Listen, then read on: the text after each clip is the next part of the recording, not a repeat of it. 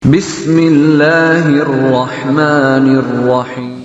Assalamualaikum warahmatullahi wabarakatuh. Bismillah, alhamdulillah, wassalatu wassalamu ala rasulillah Muhammad ibn Abdillah wa ala alihi wa sahbihi wa mawalah amma ba'dah. Alhamdulillah, kita berjumpa kembali. Pada kesempatan kali ini kita akan melanjutkan mengaji kitab Nazm Emriti. Kita masuk ke bab yang kedua, yaitu bab i'rab.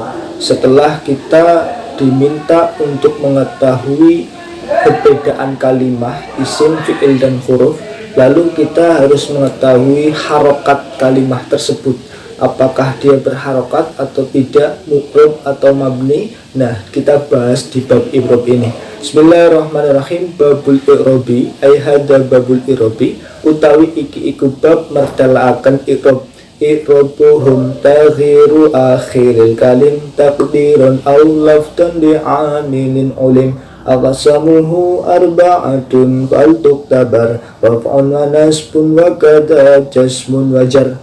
Bismillahirrahmanirrahim. I'rabuhum utawi i'rab munggueh ulama nahwu iku taghiru akhiril kalimi, owahe akhire piro-piro kalimah, oleh wa takdirun kelawan kira-kirane, au lafdun untuk kelawan lafate, li amilin krono amil, sifate amil, olima kang kinawaruan opo amil. Nah, yang pertama, bab pertama ini mendefinisikan apa itu i'rab. I'rab itu adalah perubahan akhir kalimah. Jadi dalam ilmu nahwu kita akan sering membahas tentang akhir kalimah berharokat apa. Dan karena memang i'rab itu adalah membahas tentang perubahan akhir kalimah, baik perubahan itu secara kira-kira ataupun secara nyata atau lafdun. Kira-kira berarti perubahannya tidak kelihatan tapi dikira-kirakan berubah. Kalau lafdun memang benar-benar lafadznya berubah. Contohnya kalau yang lafdun ja'a zaidun, ro'aitu zaidan, marartu bi zaidin. Lafal zaid itu berubah-ubah, bisa berubah-ubah huruf akhirnya, kadang zaidun, kadang zaidin, kadang zaidan. Lah, perubahan itu yang dinamakan lafdun atau perubahan yang nyata, yang terlihat. Tapi ada lafal-lafal yang perubahannya tidak nyata, tidak terlihat tapi berubah.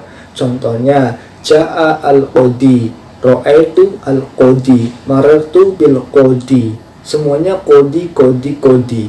Lafal itu tidak bisa berubah-ubah huruf akhirnya, tetapi hakikatnya berubah. Perubahannya hanya dikira-kirakan saja, karena ada beberapa lafal yang tidak bisa diharokati huruf akhirnya, tidak bisa diharokati huruf akhirnya. Contohnya al-qodi, ja'a ya al-qodi, tapi aslihu al-qodiyu, kira-kiranya al-qodiyu karena rofa ya.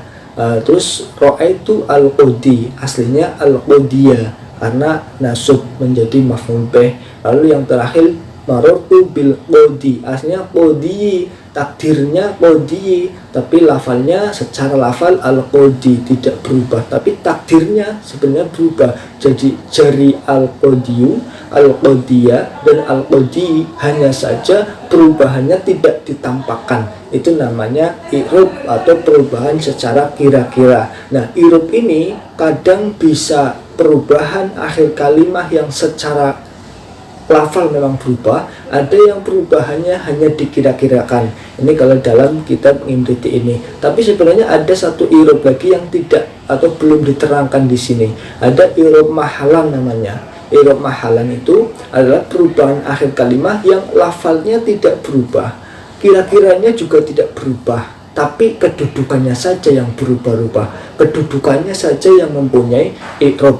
Itu ada juga nanti di keterangannya di kitab yang atasnya ini ya. Tapi yang di sini kita cukup tahu perubahan akhir kalimat itu ada kalanya yang secara nyata berubah atau lafdun, ada yang perubahannya hanya dikira-kirakan atau secara takdiron. Nah, berubahnya kalimat ini disebabkan oleh amil. Amil ini adalah pelaku yang membuat lafal akhir kalimah berubah-ubah, namanya amil. Amilnya berbeda-beda. Amil secara garis besar ada dua, amil yang lafdi, amil yang takdiri. Atau amil yang kelihatan, ada amil yang tidak terlihat. Amil yang terlihat kan banyak. Ja'a menjadi amil dari fa'il, mubtada menjadi amil daripada khobar. Amil adalah sesuatu yang membuat harokat lafal berubah-ubah. Ja'a zaidun, itu zaidan, maratu bi zaidin. Berarti yang membuat zaidan zaidun zaidin ini adalah amil. Berarti ja'a itu amil, itu ngamil, maratu juga amil. Itu termasuk amil lafzi, amil yang terlihat. Yang kedua ada amil yang takdiri, yang tidak terlihat. Amil yang tidak terlihat cuma ada dua. Kalau ngamil lafzi yang terlihat banyak sekali. Tapi kalau ngamil yang tidak terlihat cuma ada dua, yaitu amil maknawi ibtida dan amil maknawi tajarud. Ada dua. Amil maknawi ibtida masuk kepada mubtada karena mubtada menjadi permulaan kalimat, sehingga di depan mubtada tidak ada lafal, tapi sebenarnya ada amilnya, yaitu amil yang tidak terlihat, namanya amil maknawi ibtida. Sama juga dengan fi'il mudhari'. Fi'il mudhari' itu mu'rab, berubah-ubah, tapi ngamil yang ada pada fi'il mudhari' itu tidak terlihat. Contohnya yadribu. Lafal yadribu kenapa didomah, kenapa rofa, itu pasti ada yang membuat dia rofa. Tapi sebelum lafal yadribu tidak ada lafal, karena ada lafal, ada ngamil yang tidak terlihat. Ngamil maknawi tajarud namanya. Tajarud itu sepi dari ngamil nasib dan ngamil jawazim, namanya amil maknawi tajarud.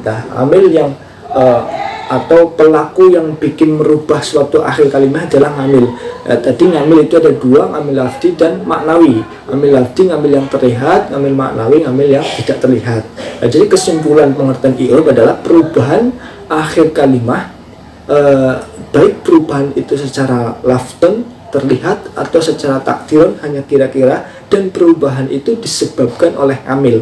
Itu definisi dari i'rab. Ada dalam Jurmiyah, al-i'rabu huwa taghyiru awakhiril kalimi liikhtilafil awamil ad-dakhilati 'alaiha lafdun aqdiran. Artinya sama, yaitu perubahan akhir kalimat yang disebabkan oleh amil-amil yang masuk pada kalimat tersebut, baik perubahannya secara lafdun terlihat atau secara takdiran tidak terlihat. Itu i'rab ya.